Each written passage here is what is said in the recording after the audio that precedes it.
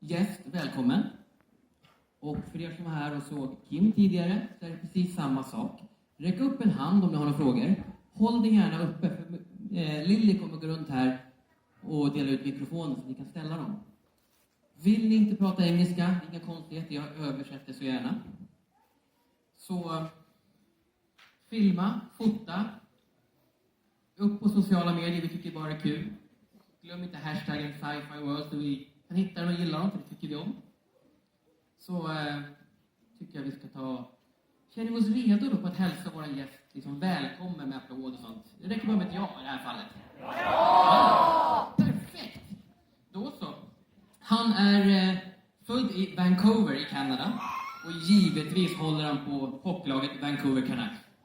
Vi har sett dem i filmer och tv-serier såsom Saving Hope, Smallville, 24, Elysium. Men vi känner honom bäst som Daniel Jackson i Stargate SG-1. So, ladies and gentlemen, please give a warm welcome to Garrett Shanks.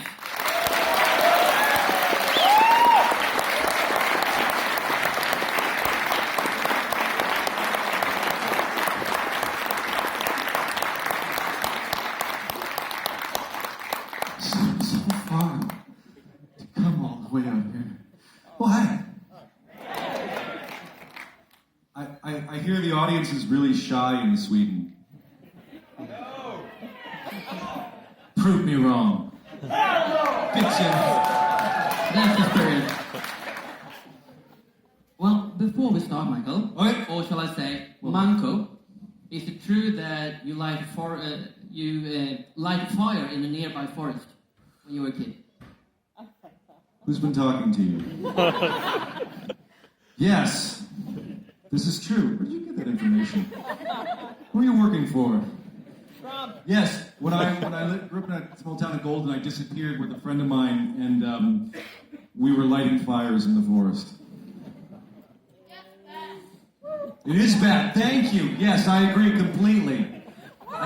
The forest is still there. It didn't burn anything down, but I realized in hindsight that probably wasn't the smartest thing in the whole world. And who came up with the nickname Manko? That was my brother, because he was only a year and a half older than me and he couldn't say Michael, so he called me Manko. I got older. Yeah, well, let's start with focusing on Stargate SG-1. Let's start with focus on the season 3 and the episode Nemesis. Yeah? I heard that the script had to be rewritten and reduce your participation. Yes. Yeah, can you please tell us why? Because I had my appendix taken out.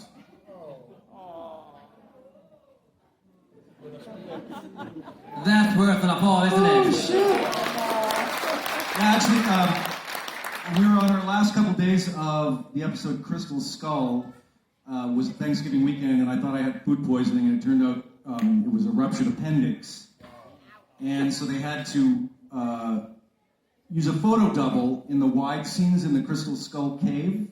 They had to use a photo double for the wide stuff, and then shoot my close-ups another day, and then they wrote me out of the following episode, and Daniel Jackson had to get his appendix out. So that's what happened. It got written into the story. Art imitating life, and the other way around. And what were your thoughts when the writers chose to reduce the participation? Were you afraid that you were going to be left out of the series, or? I was in the hospital, so I didn't give a shit. True, that's focus. Yeah. That's dedication to your craft. When they write that you have your appendix ruptured, you better rupture your appendix. Well, talking about Stargate, I heard that one of your best friends is also a colleague called Christopher Judge. Is it true that you get to know each other during production, or did you know each other prior to production? No, we got to know each other from the screen test on forward, and he became a good friend. I haven't talked to him in a long time, though. So you and Christopher still run the Scifiworld Productions? No, we don't run that anymore. See, you're not up to date on everything. I set fire to his forest, too. That's good. You keep me out of the comfort zone. I'll try to see if I can come back. Okay, keep working on it. Well, let's focus on school because that is history. And I knew that you played hockey and rugby. Uh-huh.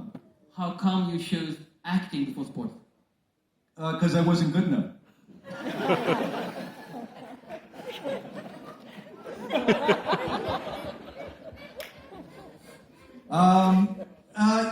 I kind of wanted to do the acting thing more. Rugby, there was no future in North America for me to do it, so it was more for fun and drinking beer lots. And hockey, I had to make a decision at one point. I didn't get drafted, so I had to make a decision to go into junior or go to school. And because I was actually half decent in school, I went to school. So, kids, stay in school. And I played hockey in school, so it didn't really matter anyways. Yeah, well, let's focus on the acting part. Is it also true that you are inspired by Richard Dean Anderson filming an episode of MacGyver to try acting? I want to clarify something. Richard Dean Anderson has never inspired me to do anything. So I just want to set that record straight right now. I don't think he's inspired himself to do anything either, so it's mutual. No, but I did, one of the first productions I did see when I first moved from this town, small town called Kamloops, which has a population of about 60,000 people, to Vancouver to go to university. I was actually auditioning for a play, and I had arrived early to audition, so I had some time to kill. So my mother and I drove down to the beach, and in Jericho Beach in Vancouver, they were actually filming an episode of MacGyver. So I sat for about an hour, on the sidelines watching the first film shoot I'd ever seen, first TV shoot I'd seen, and it happened to be MacGyver. And there Richard drives up in his Dodge Viper and all TV starish and whatever. And I just realized it was something that was growing in Vancouver and in Canada, and it was something I could do. So it became a source of excitement for me, for sure. But not watching him on the beach doing his thing, that didn't inspire me. And then I worked with him, and it really didn't inspire me, so... Well, thank you for clarifying that one. We actually have a question from the audience. What? Yeah. Yeah. Hello, Michael. My name is Christina. I'm not so good at my English, so here I am. Oh, hey! So I will say this in Swedish, and you will...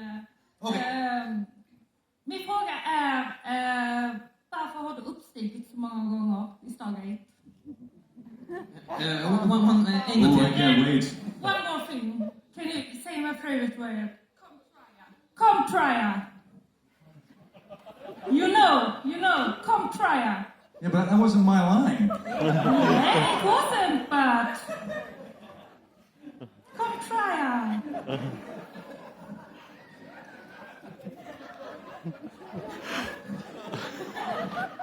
What was the first part? Ascension. Why? How many times? What? Why do you descend so many times in There we Stargate? go. Why did I... Descend. Ascend. Why did you die so many times and come back? Well, it's better than dying once and not coming back, I guess.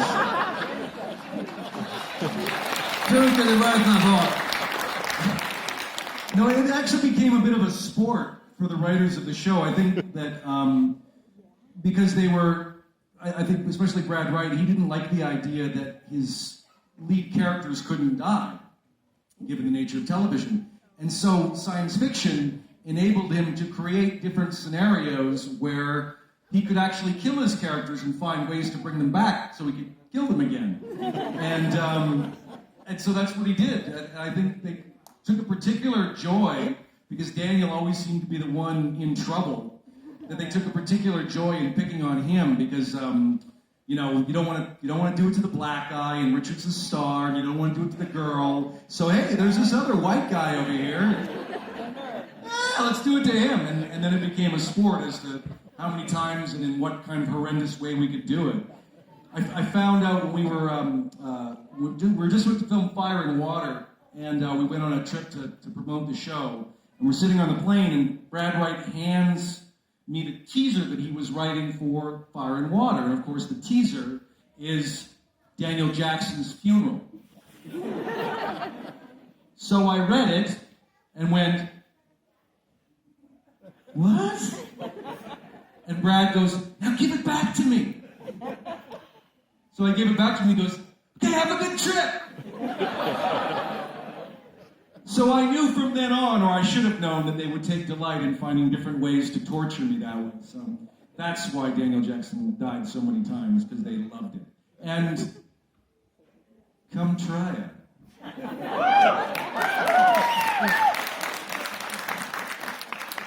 I didn't say that. Indeed. What? Come try it. Yeah, we've got another question from the audience. Why not? In the front. Yeah, okay. Pick one. I love when the audience ain't shy. Hello. Hey! My question is, how did you prepare to do the role as Daniel Jackson when James Spader had played it before you? I watched the movie about 20 times and I copied his performance.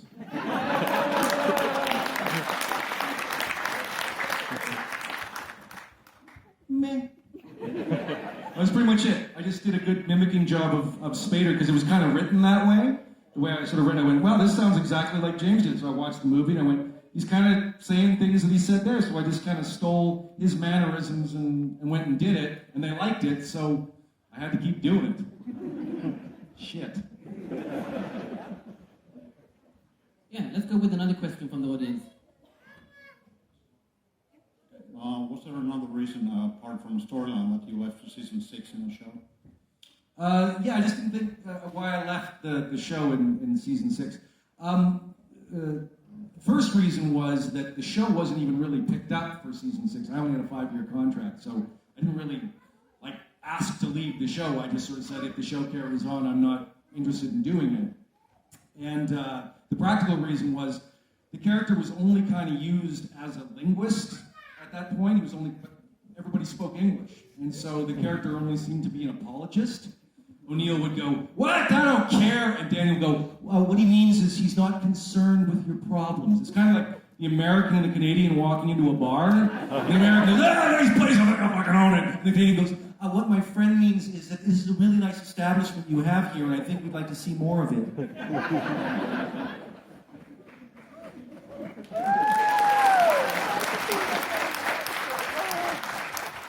Yeah, let's keep the question from the audience. Right down there. Hi. Julia here. My question is, how close are you to the real character, for you? Like your own character to the character in the movie? Well, we look remarkably similar. He's really smart. And I can spell cat. We're both really stubborn. I would say that's probably the closest thing. We're both really stubborn, and we're really, we both have a lot of integrity. So that's one of the sort of things that I brought to that character was his stubbornness and his stand that he would take on certain things. He speaks 23 languages, and I kind of speak English. And a little bit of Swedish. Yeah. Yeah. That was it. That's all I can do. Yeah. I'm now 46, so I have just this year started to wear reading glasses occasionally, which is really humiliating. I never had to wear them before, and now having to wear them. I was reading the other day, and I was like, fuck. Never enough light in any room. So that's that.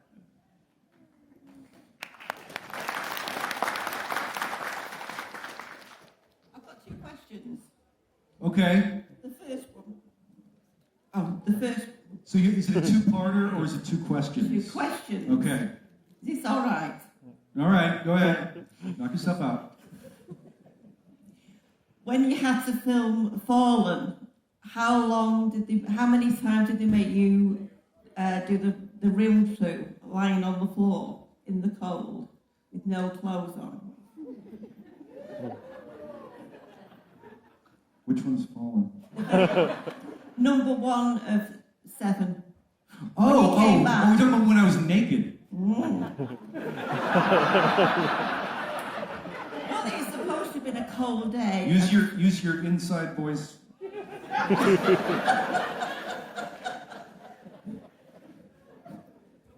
Littlest Dickus. Yes. So what's your question? You want to know how many times I had to shoot it? Yes. I don't know. How many times? No, it's just I wondered how long they made you lie there. Oh, fucking hours. Yeah, it was like a couple hours, and it was in like a dog walking park. So it was actually people like from the other side of this room going, "What are they filming over there, dear? I don't know. I can't see. I just see a naked man." Thank you, Martin Wood. The other question, is that better? The other question is, out of the all the characters that you played with makeup, which was the most uncomfortable to wear when you played the old man or when you were the Ori or the very last episode? Oh, none of those looks are very... No, which was the most uncomfortable? All of them. The Ori one was... Actually, they both kind of were. The Ori one was worse because of the contact lenses that you had to put in. And I don't wear contact lenses, and I don't think I ever could because they just irritate the crap out of my eyes. And the contacts were the worst because I couldn't keep my eyes focused without them tearing up. So we had to shoot everybody else's coverage, even the wide shots, without the contacts in, and then we had to do the close-ups. And I would literally have to stop halfway through a sentence to get the tears out of my eyes and then continue with the scene. So that was probably the most uncomfortable. There are equally uncomfortable application and removal process. So anytime you meet an actor who has made a living on a show wearing prosthetic makeup, shake their hand because that's a tough gig. It's like 3 hours to put it on, 2 hours to take it off, and it just ruins your skin, and it's just not a pleasant experience to do for a long period of time, and it just makes it raw. So I was not a happy camper, and the contacts made it even worse. So thank God it was temporary. Good. We're kind of running out of time. I mean, 20 minutes really do go fast, but let's have the gentleman beside her. Good, because I'm quick. I don't actually have a question, but I promised my friend Pellet that I'd say hi from him. Hey! Love it. Next. Yeah. Lily? Yeah. Okay, let's take that one. Well, here, you stay right there. If you can choose now, which character would you like to play? Not counting Daniel Jackson. Thor.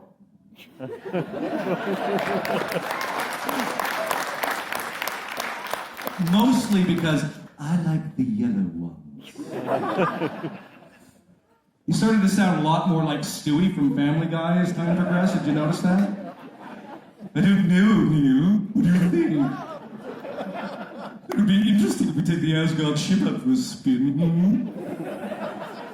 Hey, Teal'c, just doing some Jafar things, Yeah? Well,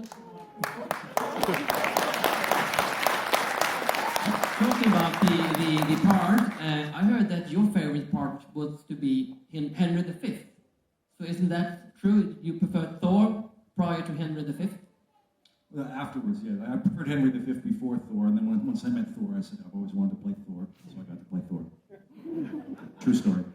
Yes. Shout it out. Hello. Hi.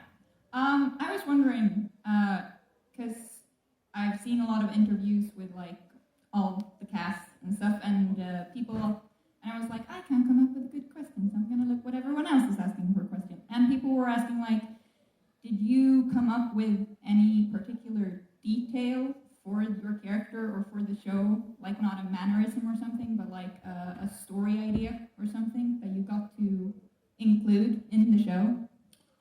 Well, I did write for the show. Well, apart from the episodes you wrote. Oh, did I come up with anything more than writing episodes? No, but I meant like, did you go to the writers and like... Oh, idea. At one point, I was saying to somebody yesterday that even though the character was written the same way as the movie, the first thing that they tried to do when we were shooting the exterior stuff on on Chulak is they tried to give me one of the machine guns, and I was like, what is this for? They said, oh, the producers want you to have one. I said, I'm not going to have a machine gun. This guy's the archaeologist. He's not going to carry around a machine gun. Oh, the producers want you to have one. I said, okay, well, tell them I'm not taking it. And so the character sort of was a little bit more true to form. I don't know why they wanted to put a machine gun on the character in the first place, and I never really asked the question. But later on, and this was something I'm very proud of, is they tried to give Daniel one of those Zat guns, one of the penis guns. Looks a lot like a penis, in the shape of a Z, penis. Any kids here, penis? And I said, absolutely not am I carrying a penis gun, so I didn't carry a penis gun.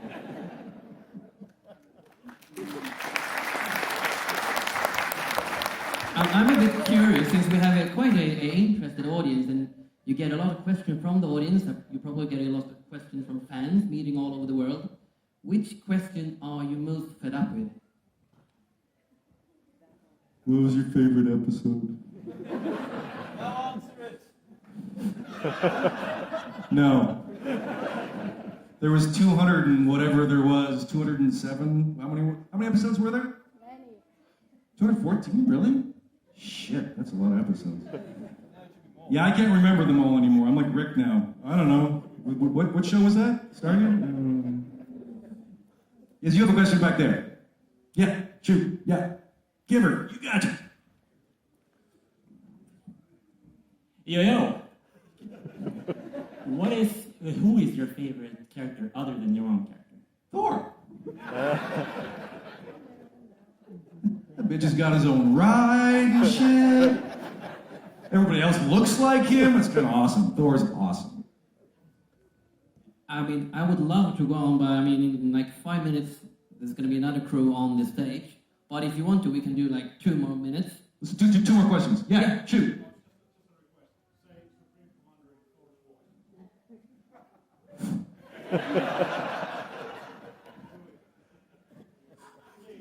Ah, there you go. There's the magic word. Supreme Commander Thor.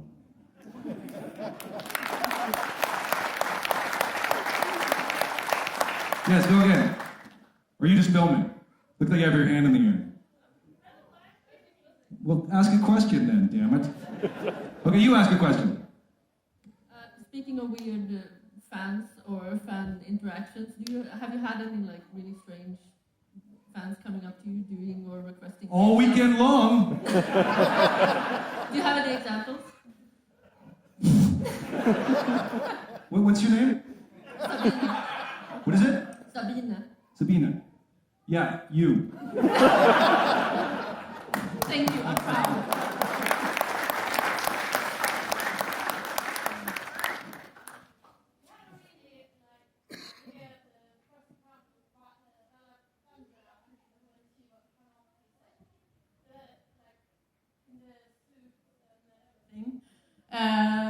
The black suit she has, like the warrior, and she attacks you, and it's kind of a sexual vibe between you. How weird was that scene to shoot? Was that in English or Swedish? The Vala scene, when she come up. Well, I'll tell you what. It was weird to shoot the first Vala scene because the largest part of it, other than when she takes the helmet off, the very first scene, Claudia wasn't even there. It was Dan Payne walking back and forth in the suit. And Dan Payne's this 6'5" guy who played all the Cold Warriors normally because they didn't want to tip away that it was some other looking Cold Warrior that looked a little bit more feminine. They had Dan as the Cold Warrior throughout all the action stuff. So she had just gotten into town that day, so she wasn't even on set. So when she's telling Daniel Jackson that he's very attractive or whatever, that was Dan. So yeah, it was very odd. Well, ladies and gentlemen, I would like to go on forever, but we are really out of time. We are out of time? Yeah. You're out of touch. I'm out of time. Thank you so much for having me here, guys. It's been great. Ladies and gentlemen, Michael Shanks, and please come by his table and ask more questions. Thank you, Michael.